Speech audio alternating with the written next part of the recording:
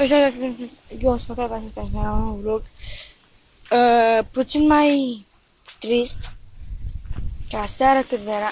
Deci ce vă spun acum. Eu sunt puțin trist și speriat. Că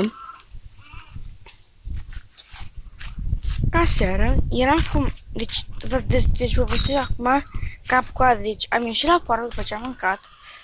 Am ieșit la poartă. Am stat la poartă cu vecina, cu Alex, prietenul meu cel mai bun. Și da, și cred că dacă vedeți cuțiul ăsta în mână, cred că o să fie... Da. Deci vă spun sincer, am început să mă fac cuțiul în buzunar. Că, uite, nu mă pot arăta decât dacă merg acolo. Și da să iau meu cuțiul, că îmi pare. Aseară a trecut o mașină Ford albastră sau neagră, da, era Ford negru și n-avea numere față sau pe spate. Și știi că dacă era nouă, venea cu numere roșii sau fără numere. Deci știi că așa merge. Știi cum să vă vedeți? Că e un soare. Un soare aici la noi de poți. De nu te poți vedea soare. Aici eram aici.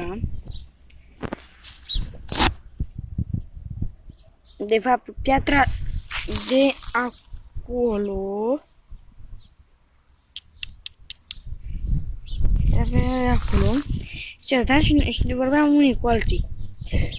Mami cu vecina. Că așa, nu vorbesc de astea. Că noi, că așa. S-a trecut o mașină fără numere, cu față și pe spate. Nu mai am baterie. Ok. Da. A trecut o mașină cu numere roșii. Cu fără numere, cu față și pe spate. Și nu era nouă să zici că n-a venit cu numere. Era chiar veche. Cam de parcă a avut-o de 2-3-5 săptămâni. Da. Și cum să spun eu vă, prietenii mei, să aveți grijă pe stradă, să nu luați bomboane la străini și să nu... Știu că nu prea mă vedeți bine.